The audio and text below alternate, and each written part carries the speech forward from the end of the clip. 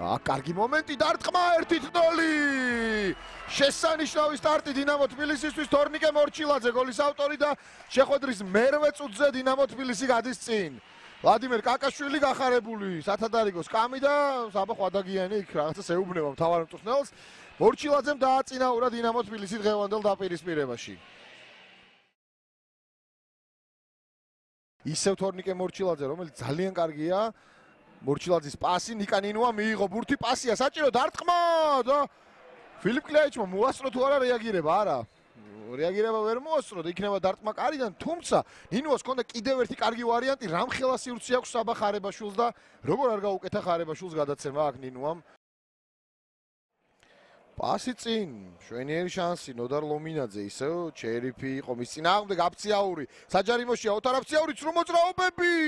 გრძელდება შეტევა დარტყმა ბერელიძის და ფილიპ კლიაიჩი მოწოდების სიმაღლეზე ძლიერადაც ვერ დაარტყა. ესეც უნდა აღვნიშნოთ ცოტნე ბერელიძემ, თორემ შეიძლებოდა აქ მეორე გოლის გატანა ქუთაისელთა კარში. კლიაიჩის შეცდომა ამ ეპიზოდში შანსი აქვს დინამო თბილისს. მორჩილაძე დაარტყა და ფილიპ კლიაიჩი ადგილზეა. დუბლი შანსი ჰქონდა თორნიკე მორჩილაძეს, თუმცა კლიაიჩმა აიღო ეს ბურთი. ნახოთ ნინუა ჩაწოდება საჯარიმოში და 2-0 ლეო ასუნსეუ გოლის ავტორი.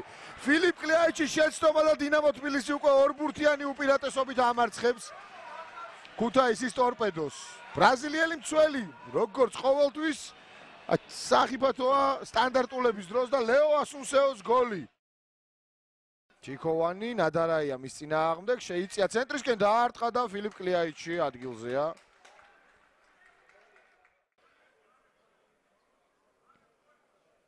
გრძელი პასი აქ კვერკველია მითამაშა იტრაკი. მისი გადაცემაც არ ვარგა და დინამოს აქვს კარგი შანსი. კარგი მომენტია, მშვენიერი გადაცემა ნოდარ ლომინაძის აფციაური დარტყმა ფილიპ კლიაიჩი.